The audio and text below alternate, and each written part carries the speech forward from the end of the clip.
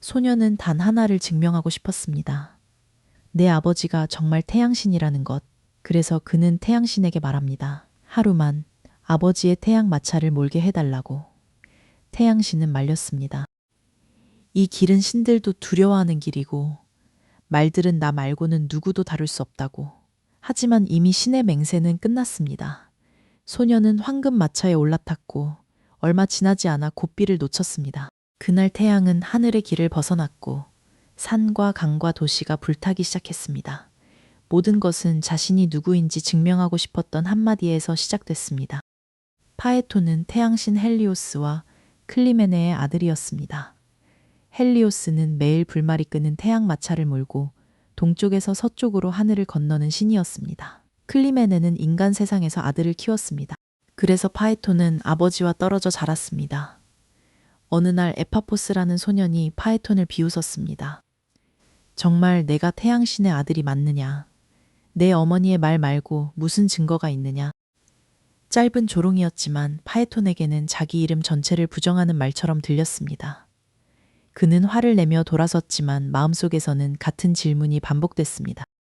내 아버지가 정말 헬리오스라면 왜 나는 그 사실을 증명할 수 없을까?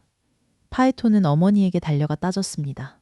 내가 정말 태양신의 아들이 맞다면 아무도 부정하지 못할 증거를 달라고 했습니다. 클리메네는 아들의 눈을 바라보다 동쪽 하늘을 가리켰습니다. 저곳에 내 아버지의 궁전이 있다. 내 말을 믿지 못하겠다면 직접 찾아가 물어보라고 했습니다. 파에토는 곧장 길을 떠났습니다.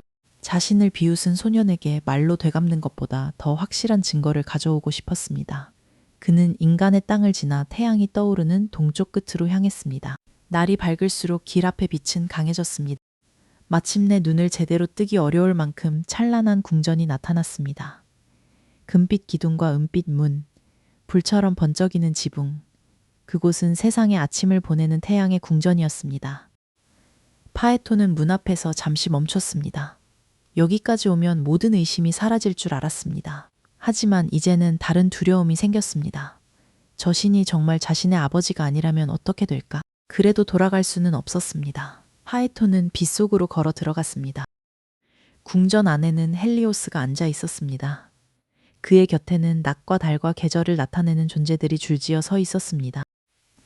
봄은 꽃을 두르고, 여름은 곡식 이삭을 들고, 가을은 포도로 물들고, 겨울은 서리처럼 흰 머리카락을 지니고 있었습니다.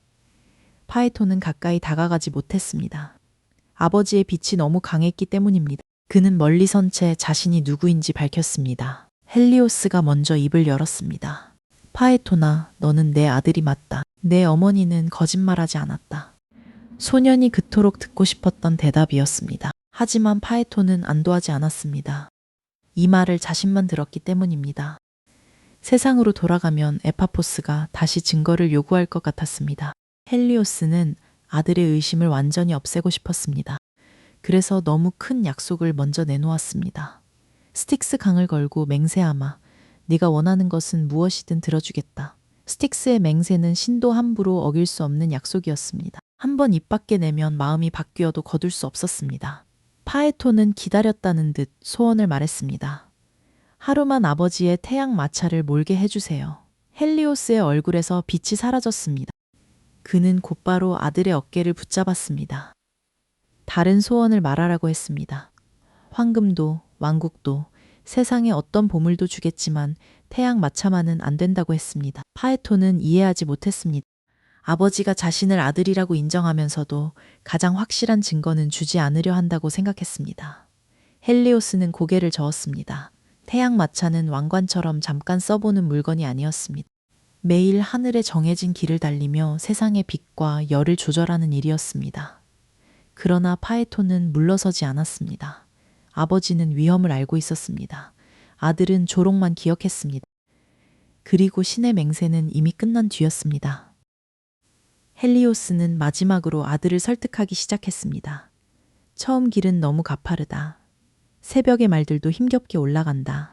하늘 한가운데에 도착하면 땅과 바다가 너무 멀리 보여 나조차 두려움을 느낀다. 마지막 길은 서쪽으로 급하게 내려가기 때문에 고삐를 놓치기 쉽다. 길 주변에는 거대한 별자리들이 기다리고 있었습니다. 황소와 사자, 개와 전갈. 태양 마차는 그 사이의 좁은 길을 한치도 벗어나지 않고 지나야 했습니다.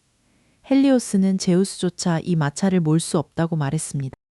제우스는 벼락으로 거인도 쓰러뜨리는 최고신이지만 태양의 불말을 다루는 일은 다른 힘이 필요했습니다.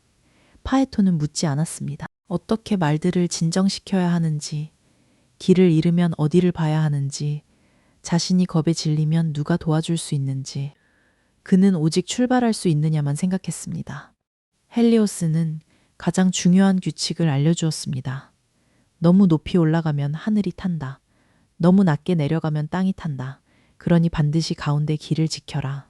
채찍은 아끼고 고삐는 단단히 잡아야 했습니다. 불말들은 스스로 달리고 싶어 했기 때문에 더 빨리 몰아붙이는 것보다 정해진 길 안에 붙잡아 두는 일이 훨씬 어려웠습니다. 파에토는 고개를 끄덕였습니다. 그러나 그 경고를 얼마나 이해했는지는 알 수 없었습니다. 그가 원한 것은 운전이 아니었습니다. 증명이었습니다. 하늘을 가로지르는 자기 모습을 모두가 올려다보는 것. 자신을 비웃던 사람이 더는 아무 말도 하지 못하는 것. 그 장면이 파에톤의 머릿속을 가득 채웠습니다. 헬리오스는 아들을 끌어안았습니다. 약속을 거둘 수 없다면 적어도 살아 돌아오기를 바랐습니다. 하지만 새벽은 기다려주지 않았습니다. 동쪽 하늘이 밝아지고 있었습니다. 궁전의 동쪽 문이 열렸습니다. 밤의 별들이 하나씩 빛을 거두고 새벽의 여신이 하늘을 밝혔습니다. 네 마리 불말이 마구간에서 나왔습니다. 피로이스, 에오우스, 아이톤, 플레곤. 말들은 입과 콧구멍으로 뜨거운 불을 내뿜었습니다. 발굽이 바닥을 칠 때마다 금빛 불꽃이 튀었습니다. 시종들이 말들을 황금 마차에 묶었습니다. 바퀴와 축은 햇빛처럼 빛났고 마차 둘레에는 불길이 살아있는 뱀처럼 흘렀습니다. 헬리오스는 파에톤의 얼굴에 신성한 약을 발랐습니다. 태양의 열에 바로 타 죽지 않게 하기 위해서였습니다. 그리고 마지막으로 말했습니다. 채찍을 아껴라. 고삐를 놓지 마라. 어떤 일이 있어도 가운데 길을 지켜라. 파에톤은 마차에 올라 고삐를 잡았습니다. 손바닥 안에서 가죽끈이 떨렸습니다. 두려움이 없었던 것은 아닙니다. 하지만 궁전 아래로 펼쳐진 세상을 보자 두려움보다 기쁨이 앞섰습니다. 오늘 하루가 지나면 누구도 자신을 거짓말쟁이라고 부르지 못할 것입니다. 문이 완전히 열렸습니다. 불말들이 하늘로 뛰쳐나갔습니다. 처음 몇 순간 동안 파에톤은 성공했다고 생각했습니다.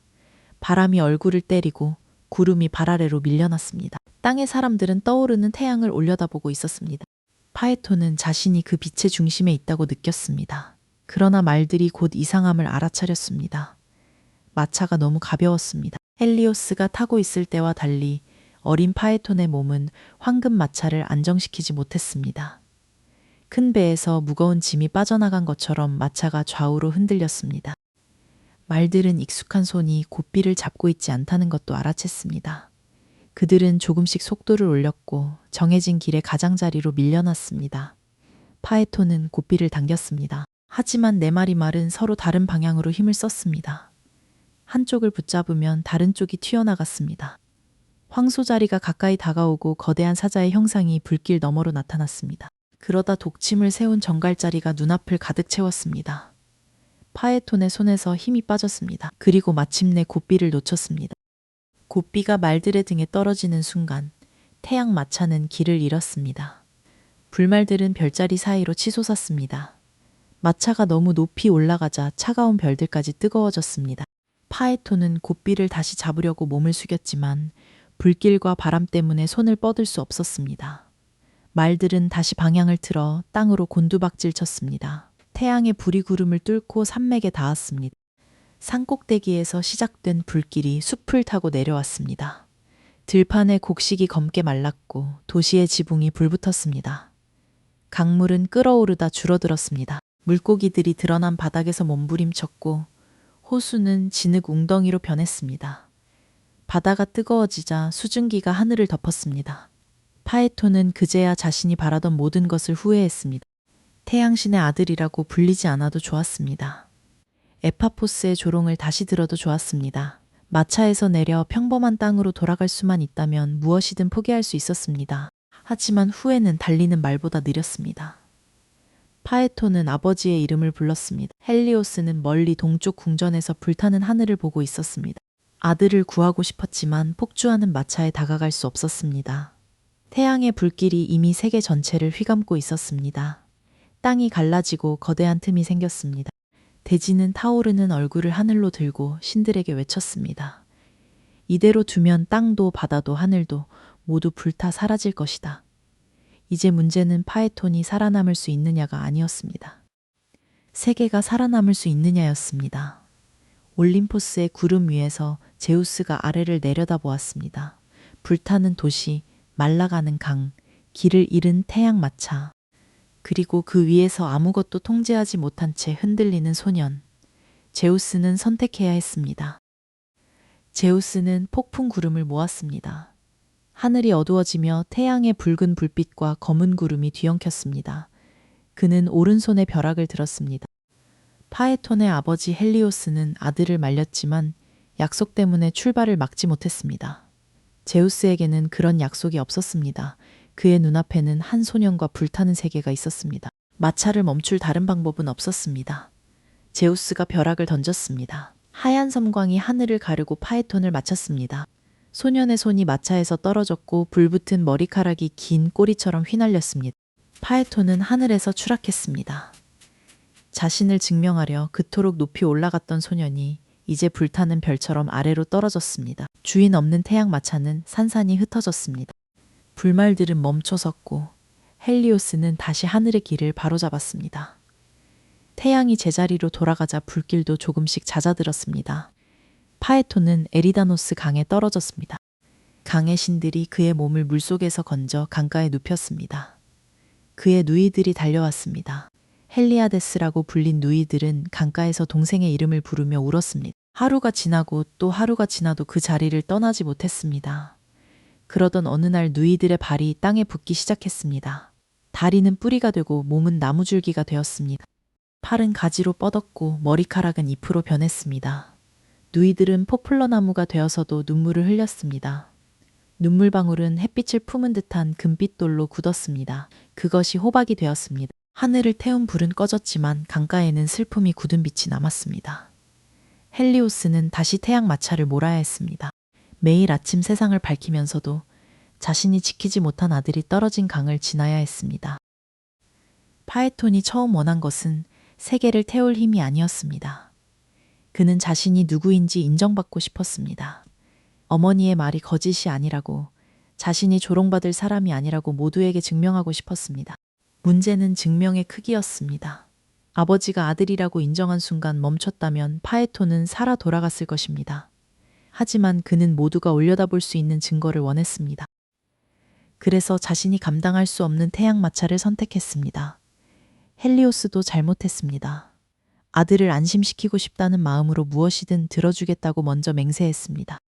사랑에서 나온 약속이었지만 그 약속은 사랑으로도 거둘 수 없었습니다. 가운데 길을 지키라는 경고는 마차의 운전법이었습니다.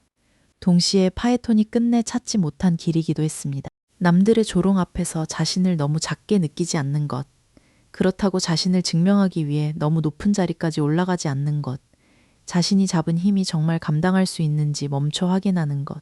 파에톤은 그 가운데 길을 잃었고 결국 고삐도 놓쳤습니다. 낮이 오면 태양은 다시 정해진 길을 따라 하늘을 건넙니다. 강가의 포플러 잎 사이에서는 금빛 호박이 빛납니다. 그 빛은 승리의 흔적이 아닙니다. 누군가에게 자신을 증명하려 너무 높이 올라갔던 소년이 어디로 떨어졌는지 기억하게 하는 빛입니다. 파에톤은 아버지를 증명하려 했습니다. 하지만 마지막에 남은 질문은 이것입니다. 우리는 누구에게 자신을 증명하려 하고 있을까요? 그리고 그 증명을 위해 잡은 고삐는 정말 우리가 다룰 수 있는 것일까요?